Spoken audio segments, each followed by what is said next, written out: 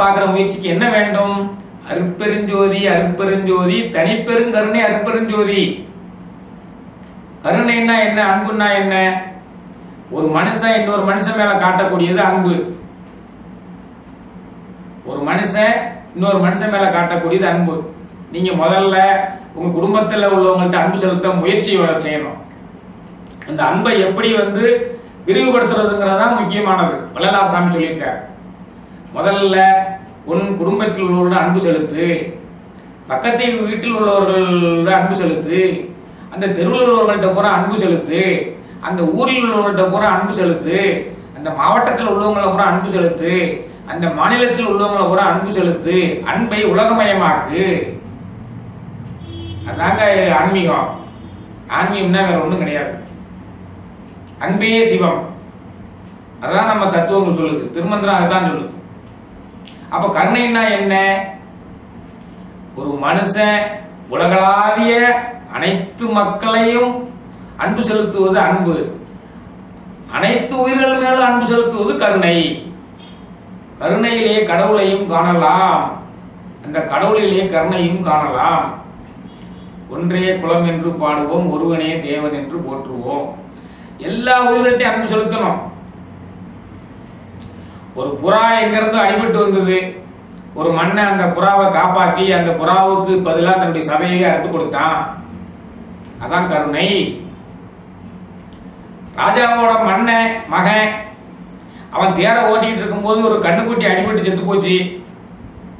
அந்த குட்டியினுடைய துயரத்தை போக்குவதற்காக வேண்டி தன்னுடைய மகனையே, தனக்கு பின்னால பட்டத்துக்கு வரக்கூடிய மகனையே தேர்ல தேர் சக்கரத்துல பலி கொடுத்தான் ஒரு மன்னன். கருணை. ஏன்னா அந்த பசுவினுடைய துயரத்தை கண்டு இவன் வருந்துறான். அப்போ எல்லா உயிர்கள் மேலும் அன்பு செலுத்துவது கருணை. ஒருத்தன் மயிலுக்கு குளிர் வருதுன்னு சொல்லி ஒருத்தன் போர்வையை கொடுத்துட்டு போனான். ஒருத்தன் முல்லை கொடி பறந்துகிட்டே போகுது, அதுக்கு இடம் இல்லைன்னு சொல்லி தான் வேறையே அங்கே விட்டுட்டு வந்துட்டான். இதான் கருணைக்காக வேண்டி சொல்றேன். அப்பா நான் வேண்டுதல் கேட்டு அன்புதல் வேண்டும், ஆறுயிர்க்கெல்லாம் நான் அன்பு செயல் வேண்டும். எப்பாரும் எப்பதும் எங்கனும் நான் சென்றே எந்த நடந்து அற்புகளை எம்பியிட வேண்டும். செப்பாத மேல்நிலை மேல் சுத்த சிவமார்க்கம் திகழ்ந்தோங்க அருட்சோதி செலுத்தியிடல் வேண்டும். தப்பேது நான் செய்யணும் நீ உறுத்தல் வேண்டும். தலைவனினை பிரியாத நிலைமையும் வேண்டுவனே. ஏன் அருள் பிரகாச வள்ளலார்னு சொல்றோம்னா இதான் கருணை. அனைத்து உயிர்களுக்கும் அன்பு செலுத்தணும்னு சொன்னாரு. வாடிய வேரை கண்ட போதெல்லாம் மனம் வருந்தினாரு. அதனால ஆறறிவு உயிர்களில் இருந்து ஓரறிவு உயிர் வரை அனைத்து மேலும் கருணை கொண்டிருந்தால் தான் இறைவனை காண முடியும். இறைவன் ஜோதி வடிவான இறைவனை உன் உள்ளத்துக்குள்ளேயே காணலாம். உன் உடம்பையே ஒளி உடம்பாக மாற்றலாம். அருட்பெருஞ்சோதி அருட்பெருஞ்சோதி தனிப்பெருங்கருணை அருட்பெருஞ்சோதி. நீ இப்படி கருணை உள்ளவனாக மாறினால் உன்னுடைய உடம்பு ஒளி உடம்பாக மாறிவிடும். மரணமில்லா பெருவாழ்வு எய்தலாம். மரணமில்லா பெருவாழ்வு ஒன்றும் கிடையாது. உன் உடம்பு முதல்ல நீங்க சிவையனமேன்னு செஞ்சு இருக்க முதல்ல செம்புநாள் ஆகிய உடம்பு போல ஆகும். பிறகு பொன்னால் ஆகிய உடம்பு போல ஆகும். அதன் பிறகு நீங்கள் மந்திரத்தை சொல்லிக்கொண்டு அனைத்து உயிரினத்தும் அன்பு கொண்டு கருணை உடையவர்களாக இருந்தால் ஒளி உடம்பாக மாறிவிடும். அந்த ஒளி உடம்புடைய இறைவனிடம் சேர்ந்து விடலாம். அதுதான் அவருடைய தத்துவம். மரணமில்லா பெருவாழ்வு எல்லோரும் அடைய முடியும்னு சொன்னார். அதுக்கு கருணை வேண்டும்னாரு. அப்ப அந்த வடலூர்ல அவர் தங்கி இருந்து ஆன்மீக ஒருமைப்பாட்டுணர்வு இந்த சித்தாந்தத்தை தான் உலகத்துக்கு சொல்ல ஆரம்பிச்சார். வடலூர்ல தங்கி இருந்து இது இப்ப நம்ம சொன்னோம் இல்லையா, இந்த தத்துவம் தான் ஆன்மீக ஒருமைப்பாட்டுணர்வு சித்தாந்தம். ஒளிவடிவானவன் நீ கருணை செஞ்சாச்சுன்னா அந்த உன்னுடைய உடம்புலேயே அந்த ஒளிவடிவான இறைவனை காணலாம். உடம்பும் ஒளி உடம்பா மாறும். நீ மரணவிழா பெய்யா இருப்ப அந்த எய்தலாம். அந்த ஒளி உடம்போடையே போய் இறைவனை அடையலாம். அதான் அவருடைய தத்துவங்க. இதுக்காக வேண்டிதான் அவர் என்ன செஞ்சாரு, சத்திய தர்மசாலை அப்படின்னு சொல்லி ஒண்ணு நிறுவனார். 22/5/1867 சத்திய தர்மசாலை. யார் வந்தாலும் போய் சாப்பிட்டுக்கிடலாங்க. பசின்னு யார் வேணாலும் போய் அங்கே உணவு தரப்படும். ஏன்னா பசி வந்தால் 10 பறந்து போகுங்கிறதுனாலதான். பசி வந்தா 10 பறந்து போகும். ஆன்மீக உணர்வுகளை மக்களை செலுத்த முடியாது. அதனால பசியை முதல்ல போக்கணும். பசி வந்தால் பத்தும் பறக்குமே. என்ன அது 10? மானம், குலம், கல்வி, வன்மை, அறிவுடைமை, தானம், தவம், உயர்ச்சி, தாளாண்மை, தேனின் கசி வந்த சொல்லியர் மேல் காமுறுதல், 10ம் பசி வந்திட பறந்து போகும். அவையார் சொல்லியிருக்காங்க. ஆக பசி வந்தா எல்லாமே போயிடும்.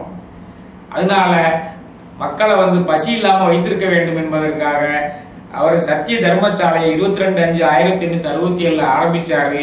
அங்க அணையாத அடுப்பு எரிந்து கொண்டே இருக்கிறது. இந்த உலகத்துல யாரு பசியே இல்லைன்னு என்னைக்குமே பசியே இல்லைங்கிற நிலைமை என்னைக்கு வருதோ அன்னைக்கு வரைக்கும் எரிந்து கொண்டுதான் இருக்கும்.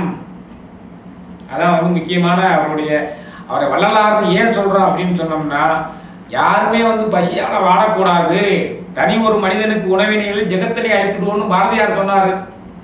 அதை செய்து காட்டினார். இவ்வளவு ஆங்கிலேய அரசாங்கம் நம்ம நாட்டில் ஆண்டு கொண்டிருக்கும் பொழுது செஞ்சிருக்கிறார். அவங்கெல்லாம் இவருடைய அந்த உணர்வையும் அவருடைய தொண்டையும் பார்த்து இவருக்கு எந்த விதமான கெடுதலும் செய்யாம இவருடைய முயற்சிகளுக்கு கை கொடுத்துக் கொண்டிருந்திருக்கிறார்கள். ஏன்னா தூய்மையான ஆன்மீகவாதிகளை எல்லாரும் ஏற்றுக்கொள்வார்கள். ஆன்மீக ஒருமைப்பாட்டில் முதல் பசி பணியை நோக்கிறது தான். நமக்கு எல்லாமே நமக்குன்னே நினைச்சுக்கிடக்கூடாது. திருமந்திரம் அதைத்தான சொல்லுது. ஆர்க்கும் இடுமின் அவர் இவர் என்னன் மின், எல்லாருக்கும் போடு, யார் எவர்னு பார்க்காத, பார்த்திருந்து உண்மின், நீ சாப்பிட்றதுக்கு முன்னால அக்கம் பக்கம் பாரு, உன்னையோட அதிகமான பசியில் எவனா இருக்கானா அப்படிங்கிறத பாரு, பார்த்திருந்து உண்மின், பழம்பொருள் போற்றன் மின், நீ வாட்டுக்கு எல்லாத்தையும் சேர்த்து வைக்கணும்னு நினைக்காத, வேட்கை உடையீர் விரைந்துள்ளை உண்ணன் மின், வேக வேகமா சாப்பிடாத, 4 பேருக்கு கொடுக்கலாம். அவை எவ்வளவு நேரம் கழிச்சு சாப்பிட முடியுமோ, யாருக்கு கொடுக்க முடியுமோ கொடுத்து சாப்பிடு. காக்கை கடந்துன்னும் காலம் அருமினே, காக்காய் எப்படி தன்னுடைய இனத்தை எல்லாம் கூட்டிக் கொண்டு சாப்பிடுதோ அதே போலதான் நீயும் சாப்பிடணும் அப்படின்னு திருமந்திரம் சொல்லுது. அந்த திருமந்திர கோட்பாடை வச்சுதான் இவரு சத்திய தர்மசாலையை நிறுவி எல்லாருக்கும் உணவளித்தார். திருமந்திரத்தினுடைய கோட்பாடை இவர் எடுத்துக்கொண்டார். திருஞான சம்பந்தரை குருவாக ஏற்றுக்கொண்டார். அதான் நம்ம இவரை பத்தி நம்ம இவ்வளவு எல்லாரும் தெரிந்திருக்க வேணும், அதிகமாக தெரியணுங்கிறதுக்காக வேண்டிதான் நம்ம வள்ளலாரை பத்தி இப்போ நம்ம இவ்வளவு விளக்கமா பேசிட்டு இருக்கேன். அந்த இவருடைய கொள்கையே ஓரறிவு உயிர் கூட வாடக்கூடாது. வாடிய பெயரை கண்ட போதெல்லாம் வாடினேன், வாடிய பெயரை கண்ட போதெல்லாம் வாடி இருக்கார். அவருடைய மனம் அப்ப எவ்வளவு கருணை உள்ளதா இருந்திருக்குன்னு பாருங்க. வாடிய பெயரை கண்ட போதெல்லாம் வாடினேன், பசியினால் இழைத்தே வீடுவோர் இறந்தும் பசியராது அயர்ந்த வெற்றரை கண்டுள்ள மதித்தேன். வீடுகள்லாம் போய் தெருவா பிச்சை எடுத்தும் பசி தீராம இருக்கானே அவங்களை கண்டெல்லாம் உள்ளம் மதித்தேன். நீடிய பிணியால் வருந்துகின்றோர் என் நேரூர கண்டுமை துடித்தேன். உடம்பு சரியில்லாம இருக்கவங்களை பார்க்கும் போதெல்லாம் வருத்தப்பட்டிருக்கிறாரு. ஈடின் மாணிகளால் ஏழைகளால் நெஞ்சிழைத்தவர் தமர்கண்டே இழைத்தேன். இப்படி பசியினாலேயே நோயினாலேயே இழைத்து போனவர்களை கண்டெல்லாம் இவர் வாடி இருக்கிறாரு. அதனாலதான் இவர் வள்ளலார். பயிர் வாடினாலே வாடி இருக்காருன்னா இவர் எவ்வளவு பெரிய கருணை உடையவர். கருணை இருந்தால்தான் ஒளிவடியாக இறைவனை காணலாம் என்பதை இன்றைக்கு மிக குறுகிய காலத்திற்கு முன்னால் நமக்கு வாழ்ந்து காட்டி சென்ற அருளாளர் அவர் என்ன சொல்றாரு, எல்லாருமே மரணமலா பெருவாழ்வு எய்தணுங்கிறதா அவருடைய நோக்கமா இருந்திருக்குது. மரணமலா பெருவாழ்வு எல்லாம் எய்தணும், எல்லாருமே கருணையோடு இருக்கணும், எல்லாருமே தங்களுடைய உடம்பை ஒளி உடம்பா மாற்றணும், அந்த ஒளி உடம்போடையே இறைவனை போய் சேரணுங்கிறதா அவருடைய என்ன தீவிரமா இது இருக்குது. அதுக்கு ஜீவகாருண்ய ஒழுக்கத்தை பின்பற்ற வேண்டும். எல்லா உயிர்களையும் நேசிக்கணும்னா உயிர்களை கொண்டு சாப்பிடலாமா? எல்லா உயிர்களையும் நேசிக்கணும் அப்படின்னா ஒரு உயிரை கொண்டு சாப்பிடலாமா? சாப்பிடக்கூடாது. அதைத்தான் அவர் தீவிரமா வலியுறுத்தி இருக்கிறார். அந்தனர் என்போர் அறவோர் எவ்வுயிர்க்கும் செந்தன்மை பூண்டோடுகளா